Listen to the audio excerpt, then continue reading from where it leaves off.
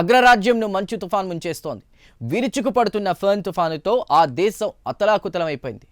ఓవైపు ఆకాశం నుండి నిరంతరంగా కురుస్తున్న మంచు, మరోవైపు నేలపై గడ్డ కట్టేసిన మంచు మధ్య అమెరికన్ల జనజీవనం పూర్తిగా స్తంభించిపోయింది.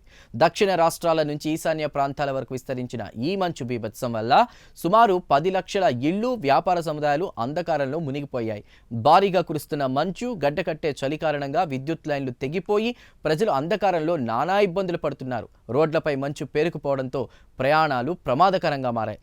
300కు పైగా రోడ్డు ప్రమాదాలు జరిగినట్లు పోలీసులు వెల్లడించారు. తీవ్రమైన చలి కారణంగా మరణాల సంఖ్య పెరుగుతోంది.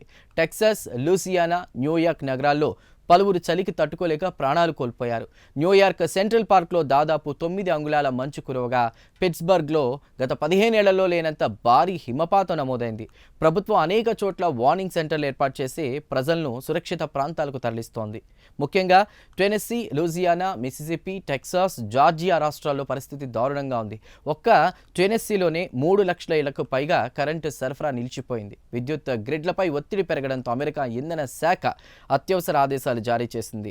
ఇక జనవరి చివరి వరకు ఈ చలి తీవ్రత కొనసాగే అవకాశం ఉందని వాతావరణ శాఖ హెచ్చరించింది. ప్రభావిత ప్రాంతాల్లో పాఠశాలలు, కోర్టులు, ప్రభుత్వ కార్యాలయాలు మూసివేయబడ్డాయి. ఫిలడెల్ఫియా, బోస్టన్, నాష్విల్లే, న్యూయార్క్, డల్లాస్లోని అనేక విశ్వవిద్యాలయాలు మూసివేయబడతాయని ప్రకటించాయి. న్యూ మెక్సికో నుండి మైనే వరకు దాదాపు 2000 మైళ్ల వరకు తుఫాను విస్తరించి ఉందని వాతావరణ శాఖ అధికారులు తెలిపారు. కొన్ని ప్రాంతాలలో హిమపాతం తగ్గినప్పటికీ ఘోరంగా చలి ఉంది. దీన్ని తట్టుకోలేక వృద్ధులు పిట్టల్లా రాలిపోతున్నారు. ఇక ఈ మంచు తుఫాను కారణంగా 18,000 విమానాలు ఇప్పటి వరకు రద్దయ్యాయి. మరో 30,000 సర్వీసులు ఆలస్యంగా నడుస్తున్నాయి. వాషింగ్టన్ రీగన్ నేషనల్ ఎయిర్పోర్ట్ సహా పలు ప్రధాన విమానాశ్రయాలు మూతపడ్డాయి. ఇక అగ్రరాజ్యం అమెరికాపై ప్రకృతి పగబట్టడంతో గత 3 రోజులుగా అమెరికా తూర్పు మధ్య ప్రాంతాలు అతలాకుతలమవుతున్నాయి. ఈ ప్రకృతి విపత్తు కారణంగా ఇప్పటికే వివిధ రాష్ట్రాల్లో దాదాపు 30 మంది ప్రాణాలు కోల్పోయారు. ఆర్కిటిక్ శీతల గాలుల ప్రభావంతో ఉష్ణోగ్రతలు -40 డిగ్రీలకు పడిపోవడంతో జనజీవనం పూర్తిగా స్తంభించిపోయింది. ఈ తుఫాను కారణంగా మౌలిక సదుపాయాలు తీవ్రంగా దెబ్బతిన్నాయి. మంచు, విద్యుత్ లైన్లపై పేరుకుపోయి స్తంభాలు విరిగిపడ్డాయి. దీనివల్ల దేశవ్యాప్తంగా ఇప్పటి వరకు 7 లక్షల మందికి పైగా ఇబ్బందులు ఎదుర్కొంటూ విద్యుత్ సరఫరా నిలిచిపోవడం జరిగింది. టెక్సాస్ నుంచి న్యూ ఇంగ్లాండ్ వరకు దాదాపు 2100 కిలోమీటర్ల మేర ఈ తుఫాను విస్తరించింది. సుమారు 20 కోట్ల మంది ప్రజలు ప్రస్తుతం తీవ్రమైన చలితో వణికిపోతున్నారు.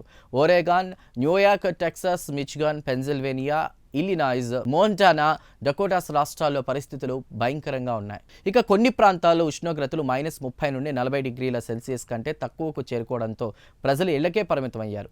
గడ్డకట్టే చలిలో హీటర్లు పనిచేయకపోవడంతో ప్రజలు తీవ్ర ఇబ్బందులు పడుతున్నారు. రహదారులకు అడ్డంగా చెట్లు కూలిపోయాయి. అనేక ఇళ్లు, వాహనాలు ధ్వంసమయ్యాయి. నిలిచిపోయిన ఎలక్ట్రిసిటీని పునరుద్ధరించేందుకు 11 రాష్ట్రాల్లో దాదాపు 65,000 మంది యుటిలిటీ కార్మికులు పనిచేస్తున్నారు.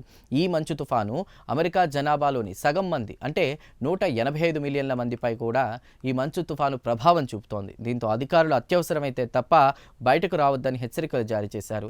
తీవ్రమైన చలిగాలుల నేపథ్యంలో అనేక రాష్ట్రాల్లో విద్యాసంస్థలకు సెలవులు ప్రకటించారు. ప్రభుత్వ కార్యాలయాలు కూడా పాక్షికంగానే పనిచేస్తున్నాయి. మరి అగ్రరాజ్యాన్ని ఇంత ముంచేస్తున్న ఈ మంచు తుఫాను బీభత్సానికి కారణం ధృవాల్లో వస్తున్న మార్పు అని నిపుణులు చెప్తున్నారు. ఇటీవల 4 ఏళ్లుగా అంటార్కిటికా, ఆర్కిటిక్ ధృవ ప్రాంతాల్లో మంచు వేగంగా కరిగిపోతోంది. ఇలాంటి కారణాల వల్లే ఫెర్న్ తుఫాను వచ్చిందని వాతావరణ అధికారులు చెప్తున్నారు. అయితే ఇది చిన్న తుఫాను కాదు, ఇలా వచ్చి అలా వెళ్ళిపోయేది కాదు.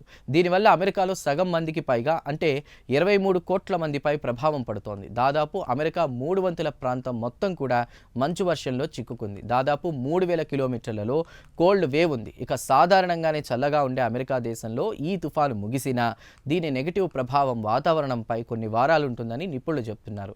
ఇక ఈ తుఫాను రావడానికి కారణం భూతాపం అని వాతావరణ నిపుణులు అంటున్నారు. ఇటీవల కొన్నేళ్లుగా ఇలాంటి తుఫాన్లు అత్యంత తీవ్రంగా ఉంటున్నాయని, నానాటికి ఇవి మరింత బలంగా వస్తున్నాయని చెబుతున్నారు.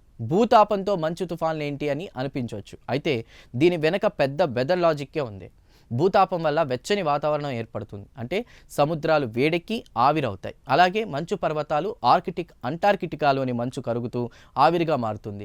ఇది ఆకాశంలోకి చేరి మేఘాల రూపంలోకి భారీగా స్టాక్ ఉంటుంది. మనం ఉంటున్న నేలపై వేడినిచ్చే కార్బన్ డయాక్సైడ్ ఎక్కువగా ఉంటుంది. అందువల్ల చల్లదనం అంతగా ఉండదు. కానీ మనం ఆకాశం వైపు వెళుతున్న కొద్దీ కార్బన్ డయాక్సైడ్ తగ్గిపోతూ ఉంటుంది. అందువల్ల పైకి వెళ్ళిన ఆవిరి మేఘాలు క్రమంగా దగ్గరకు చేరుతూ మంచులా మారతాయి. ఓ దశ తర్వాత అవి బాగా బరువెక్కుతాయి. అప్పుడు వాటిపై భూమి ఆకర్షణ ప్రభావం పడుతుంది. దాంతో ఆ నీటి బిందువులు వర్షంలా లేదా మంచులా నేలపై కురుస్తాయి. అమెరికాలో ఇదే జరిగింది. అయితే ఇందుకు ఆర్కిటిక్ ధ్రువ ప్రాంతం కారణమైంది. ఇక ఈ మధ్యకాలంలో ఆర్కిటిక్ ధ్రువ ప్రాంతంలో మంచు వేగంగా కరుగుతోంది. అదే సమయంలో సూర్యుడి నుంచి జనవరి 19న ఓ సౌర తుఫాను భూమిపై దాడి చేసింది. ఆ సమయంలో ధృవాల్లో కరిగిపోతున్న మంచు వేగంగా ఆవిరిగా మారి ఆకాశంలోకి చేరింది. అది కాస్త వేల కిలోమీటర్లు విస్తరించి బాగా చల్లబడి ఇప్పుడు మంచు తుఫానుగా విరుచుకుపడుతోంది. దీనికి తోడు ఉత్తర ఆర్కిటిక్ ప్రాంతంలోని గాలులు కూడా బలహీనపడి అమెరికా వైపు దూసుకొచ్చాయి. ఈ పరిస్థితులన్నీ కలిసి ఫెర్న్ తుఫాను వచ్చేలా చేశాయని వాతావరణ నిపుణులు అభిప్రాయపడుతున్నారు.